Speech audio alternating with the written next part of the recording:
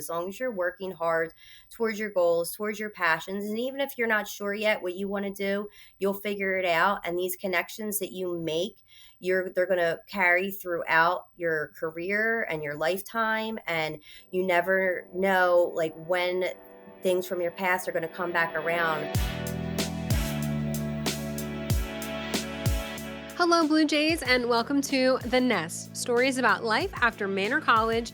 I am your host, Kelly Pfeiffer, Vice President of Marketing Communications, and this is the best part of my day. My hope is that this podcast will encourage, inform, and inspire you, making you feel like at Manor College you belong here always. Before we get to today's guest, it is time for a segment of the show I like to call Did You Know?, where we will share some fun fact about Manor College that you may or may not know. Did you know that Manor College uses out-of-home advertising, think billboards, bus wraps, bus shelters, things that are around town, as a cornerstone of its marketing strategy? The college maintains a consistent presence in the local areas where students and their families live, work, eat, and play. So this strategic approach has paid off in a big way, and I have a story to share about that. A new liberal arts student named Elijah, who just started his college career this past fall, he says that he first discovered Manor College by seeing a billboard on I-95. He says that he saw the college's slogan, "You belong here," on SEPTA buses near his home, and then when he saw the billboard on 95, the message really stuck with him. As someone who oversees the marketing team, this is music to my ears. So Elijah's experience highlights the power of consistent messaging and how a simple phrase can really build genuine connections. Elijah said in a story that was recently published on manor.edu in our news section, he said that the "You belong here" just really stuck with me. I like how the school represented itself. Manor says they are community oriented and they've backed that up. Elijah is entering the liberal arts program with an open mind, viewing it as a blank slate to discover his future career path. He's driven by the example of his parents, who made sacrifices to provide him with opportunities. His father immigrated from the Ivory Coast, and both parents have taught him the importance of fortitude and perseverance. Elijah hopes to make the most of his college experience, viewing it as a chance to find his calling and to make his parents proud. We wish Elijah nothing but the best as his Manor College journey continues, and we love that he started his journey by seeing that billboard on 95. Today's episode is sponsored by the Veterinary Technology program at Manor College. Do you love animals? Are you looking for a career that's both challenging and yet incredibly rewarding?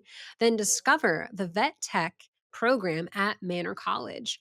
Our program is AVMA accredited, ensuring that you will receive a high quality education.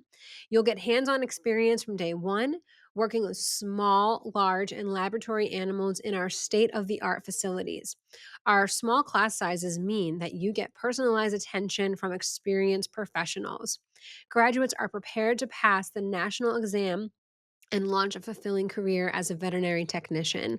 Whether you want to work in a private practice, emergency care, or research, your journey to help animals can start here. Learn more and start your future in animal care today at manor.edu/vettech. That's manor.edu/vettech. Joining us today is a proud alumni of Manor College, hailing from Philadelphia and a graduate of Central High School. Our guest's journey is a testament to perseverance as she transferred to Manor from Penn State and then went on to earn not one but 2 degrees, an associate's in veterinary technology and a bachelor's in science in interdisciplinary studies, where she was among the first to graduate from that new program. She graduated in 2005, and despite facing challenges of being a full-time student and a new mother, she pressed on. Her resilience was supported by impactful conversations she had with Manor College faculty. Today, she is the director of nursing at the Animal Hospital at Thorndale, a position that she has held for 2 decades. Her story is not only one of academic and professional success, but also of family legacy. She is the only one of her 4 siblings to attend college, and her son, who was born while she was a student at Manor, is now a college student himself. Please join me in welcoming Mary Ann Evans. Hi, Mary Ann. Hi, Kelly. It's great to be here. Thank you so much for joining us today. It is a pleasure to talk to you. Can you start us off by sharing how did you hear about Manor College and why did you decide to ultimately attend Manor? That's a great question because the journey was a bit of surprise. So I always wanted to be involved in veterinary medicine. And for me, I always wanted to do the patient care side. So I knew I didn't want to go to vet school. I knew I didn't want to be a doctor. I wanted to be a technician, or was equivalent to like the nurse of veterinary medicine. Um, Back then, so I graduated high school in 2000. So in the 90s, there wasn't much information on vet techs and what you need to do. It was all pushing to go to vet school.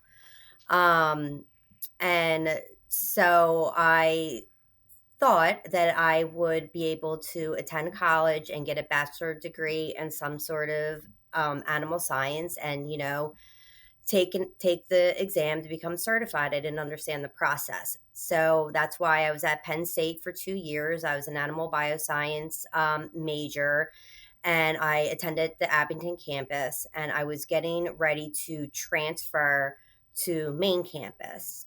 In doing that, I started researching myself a little harder. So now, the internet and Google is much more prevalent now. So I was able to Sure. do research.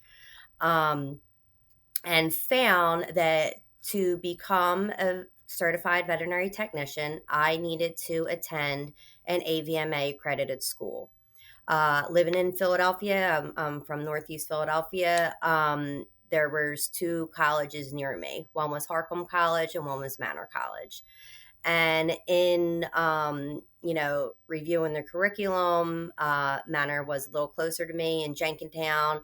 I decided to go to Manor, and that's how I ended up. I transferred to Manor, and luckily, a lot of my credits transferred, and I was able to start the veterinary technology program there. Oh, that's so great. I love that. You realize you had a couple options and you realize like weighing those options for proximity, program, looking for the AVMA accreditation sounds like that was like the key factor. Like it's got to have that. Yes. But it sounds like how would you say the availability of vet tech education has come along. I mean, you graduated 20 years ago. How has it come along in those 20 years? Are there more programs available? And is the industry changing for that? Yes, it is. There is actually quite a bit more available. I actually worked for quite some time at Hope Veterinary Specialist, which is now Blue Pearl Malvern, and I Mhm. was the education coordinator there. So I was taking in the externs, Mm. doing that program there, and we were taking in a lot of Manor students. And during my time there, about like two or three other veterinary technician programs opened up. And now, with the expansion of virtual learning, Penn Foster is a big program. Mhm. And then there's a bunch of other online options that have been opening up. Mm. That's great. How have you found Manners program to be distinct from other programs that you've seen? You've worked with so many people, I'm sure, who've been in different programs. Kind of what's the factors that makes Manor program different? The big factor that I've seen from being a student there, and I actually taught there for a semester, and working with students from other programs, and now having a bunch of colleagues that went to the Mhm. other programs. The big factor for me, and which I think is great, is that the hands on that you get at Manor. Manor has animals on site that you work with. They have large animals, they have horses. They are close to, I think it's Delaware Valley Farm, where they have at my time at least, there was a Yeah, farm animal class Fox there. Chase Farms. Fox Chase Mhm. Farms, Mhm. that has farm animals that you work Yeah, with. goats. They Mhm. have a lab animal program where you work with mice, rats, and rabbits, and I think guinea pigs, and then they Mhm. adopt them out at the end of the Mhm. semester. So a lot of that hands-on stuff. So again, the difference between Manor and Harcum, which I was choosing between, is Harcum does not have a lot of hands-on labs, but they do their externship with University of Penn, where their students get their hands-on training there. But the difference with the Manor students is they have it all on campus. And then when they go to their externships, and then again, being on the other side as the extern coordinator and working Mhm. with the students from Manor, they do come in with a little bit more confidence and a little bit more preparation for the career. So I think that that is a huge distinction. Yeah, that's great. Thanks for spelling that out because I feel like sometimes it's hard to convey the difference between and just like how manners program is distinct, but it's so cool to hear that you have a good perspective because like you went here, you've taught here, you've hired people from here, like kind of a very 360 viewpoint you have. So Marianne, what was your manner experience like when you were a student? Kind of maybe describe for us like what student life was like for you, because you had some challenges come up when you were a student, and I think that that's something that a lot of our students can resonate with, today as well. So just maybe take us back. What was it like being a student, and kind of how did you overcome those challenges? Yeah, so for me, so another good thing about Manor is that they are smaller, but they do have on campus living, they do have dorm life. But for me, I was close by. I was about like, I'm think like 20 minutes or so away. And I was already living on my own. So I moved out of my home right after graduation. I did do a semester at Cabrini College where I lived on campus, and it was tough for me. And again, it wasn't exactly the classes that I wanted Sure. at the time. So I actually moved into an apartment and was going to Penn State Abington. And then when I transferred, I was continuing to commute. So I had to work. So I had to Yeah. work full time. But the classes were pretty easy to schedule around. Um, and they were pretty flexible. And then again, I got pregnant in my first year Mm, there. And then it was a question of whether I was going to take time off or if I was going to return. But I was very determined to graduate. mm. And my son was born before the next semester started, for the next school year started. And me thinking I'm just going to go in 2 weeks after having a baby, I'm going to go back to school full time. I'm working. It's going to Oh be boy. great. It was tough. I did Yeah. have a lot of family support at home, even though I wasn't living at my parents' home. I did have supportive parents Sure. that helped me with childcare and things like that. But it was difficult, and so I enrolled full time, but then had to drop some classes and go down to part time. Mm, And again, that's why I brought up about Dr. Bastard. She was pretty encouraging because I was feeling down about it. A little bit of a now looking back, I didn't think I was at the time, but a little bit of an overachiever. I'm like, no, I'm going to get this done. I'm going to be a mom and I'm going to work and I'm going to do all these things. And mhm, she was like, well, maybe we could think about this. And it's mm. okay if you don't graduate and it's a 2 year program in the Sure. exact time of your classmates, like you just had a child. Right. They didn't. And this, You did. right. And the school's not going anywhere. It's going to be there. So Right. that was encouraging. And I always tell people, yeah, things are going to be really hard, Mm, for any program you're in, any school. Like school can be hard, especially everyone has the outside challenges. Even if you're living at home, mhm. a lot of people have to work. A lot of people don't have a stable home life. A lot of people, finances are a big concern. There is financial aid, there's options like that. I always say, like, just think of the time frame. It's not going to be hard forever. Like you can Mhm. work through it. Mhm. Mhm. Yeah, wow. Well, you hit on so many things just there, Mary Ann. So, you worked full-time when you were what kind of job did you have when you were a student?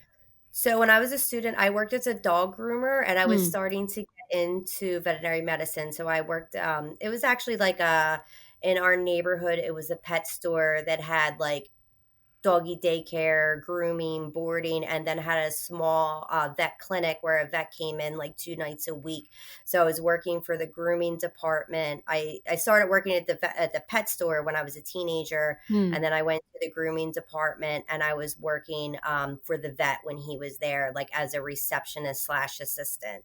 Right. So something that's like was related to your field, but still having to put in the Mhm. hours.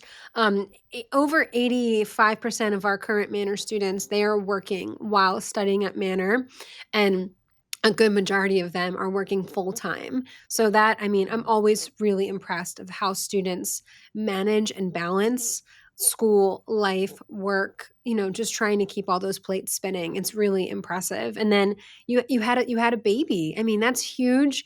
And I mean, you definitely sounded like you were an overly ambitious person, which I totally appreciate, and I think that's really awesome. And I'm really glad that Dr. Bassett was able to kind of try to encourage you to like slow it down. Don't stress yourself out too much, because obviously being a first time mom is a huge transition, and that time is so precious with your baby. So I'm glad that you were able to kind of slow that down. But I will say also 30% of our Manor students today are caretakers. So either they Mhm. have children of their own, or they're caretaking their own parents, Mhm. or even grandparents. I've met a lot of students who are caretakers for grandparents and parents. Mhm. Maybe even in that sandwich generation where they're taking care of parents, but then they also have children of their own. So, I mean, it's really, I feel like that's a growing percentage of students who are trying to get some college going while doing all those other things in life that also happen. So I think it's really just really inspiring that you were able to kind of pull it all together and do that. I mean, what resilience you have. That's really, really amazing, and major kudos to you. So can you talk to us a little bit about working in animal care, and just like how did you know like I am going to have a career in animals? Were you always passionate about animals, and kind of when did that start for you? Always. I always loved animals. We've always had pets growing up, dogs and cats.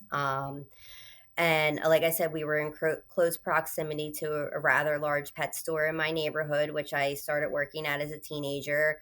I went in thinking that I wanted to do like exotic animals, like zoo animals, or at the pet store, I worked a lot with the reptiles that I Mm, was really, and the birds. I was really interested in them. And then when I went to Manor, I learned like, oh yeah, I really like caring for these animals, but not in a medical sense. Because we got to remember, a lot of people go into veterinary medicine because they love animals, sure. but you also need to love medicine. There's Mm, blood, you're poking things with needles, you're putting in catheters, you're administering medication and fluids, and assisting with surgery. You're going to see hmm. blood and body fluids and some things you may not be comfortable with. So you have to also love medicine and science. It can't just be a love of animals if you're truly going to be in veterinary medicine. So I learned that at Manor. Like, all right, I really do like these animals, but they're very difficult, to take care of in a medical side. And I started gearing more towards dogs and cats. So that's small animal. And then there's large animal where people care for, horses and pigs and cows and all those things. So I knew I didn't want to do large animal. I'm from Philly. I'm a city girl. I didn't have much contact with horses, Hmm. and those types of animals. But I did really enjoy my large animal class because then I got the exposure and you get to see what you like to do. But for me, always loved animals. I always had pets, and I always knew that like that's where my passion was. Mm, that's great. That's so cool. It's so cool to me when people share like how clear it was for them that like their career or their passions are going to align. I think a lot of students have a hard time with that. Like, what am I going to do? And I often hear from vet techs because I talk a lot to a lot of alumni vet techs, and the animals for them is usually pretty clear. Like they just loved animals. They knew they wanted to work with animals. But I've actually never heard someone describe it like how you did, where you loved animals, but like you also need to love medicine, and it needs to have this Hmm. combination of the two things to align. I think you said that really well. So share with us, Marianne, what are you doing today in your career? And how do you feel that your Manor education kind of prepared you for what you're doing in your career? Oh, wow. So again, my career is now like 20, 25 years long. But out of Manor, and I went on to become a certified veterinary technician, took my exam. By that time, I was working full time at a different general practice hospital in Philadelphia. So when I got my license, to me, so back then, the hospital work was the University of Pennsylvania. Like when I was a kid growing up, that was the only big hospital. We have since expanded. We have so many emergency and specialty clinics in the country, in the world. Back then, I wanted to work at University of Pennsylvania, and I did. I got a job there. And being a technician at the University of Pennsylvania, part of your job is educating fourth year vet students clinically. At that time, I met a resident named Dr. Melissa Hava, and not knowing at the time that she would become a staple in my career. So we worked there. I worked there for about 4 years. And then I moved on and worked at a couple of the other veterinary special hospitals in the area over the years. So after leaving Penn, I wound up working at a hospital where she also worked. Mm. And her and I worked together for several years. Now she is a board certified critical care specialist. And she then pushed me, saw potential in me to become a veterinary technician specialist. So I Mm. actually hold a second license, a specialty license in emergency. I'm a specialist in emergency and critical care as well. Mm. Her and I parted ways. I wound up leaving that hospital, and I worked at Hope Veterinary Specialists that I spoke about for a while. In that time, her and I kept in touch. We would see each other at conferences. And in 2021, she bought her own practice. Mm. She is the owner of the animal hospital, Thorndale. And I had since went back to Manor, got my bachelor's degree, because now at this time I had my specialty license. I've had my associates, but remember, I went to Penn State as well. So I had about 5 years of college experience and only an associate's degree to Mm. show for it. Sure. So I wanted to, grow more. And I went back and got my bachelor's degree. I was thinking of like maybe getting into education. I taught at Manor for a semester. I wasn't, sure what I wanted to do, but I knew I wanted to grow. And then I went into leadership. I went into management and leadership. With some of the courses and training I got with my bachelor's degree there. And Dr. Hava brought me on as the director of nursing at her practice. Our practice is unique. It's a general practice that also provides specialty care. So we have specialty surgery. She's a board certified criticalist. We have a board certified radiologist. So I like to refer to it as a hybrid practice. So Hmm. it's not quite as large as the emergency and specialty hospitals, and it has the general practice, but we have the emergency and critical care and specialty surgery care, and we're looking on expanding more for our clients at a bit of a more affordable price. It is privately owned, where a lot of practices are going corporate now. So that's where I'm at now. I really enjoy my position. We're working on like growth paths for our technicians, and really work on supporting our technicians and growing the hospital. So it really has come again full circle for me. Yeah, definitely full circle. I love that someone that you met, as they were a resident at UPenn is now, you made such a strong impression and connection over all those years. And she was like, I'm bringing you on, Marianne, let's go. That's awesome. Congratulations, Marianne. What a great career you've had. And it's kind of just kind of the beginning and the legacy that you're building. That is really wonderful to hear. And I love that you were able to come back to Manor and get that bachelor's. And like you said, you had 5 years of Mhm. college, but now you have an associate and a bachelor's to kind of prove it. So that's really important.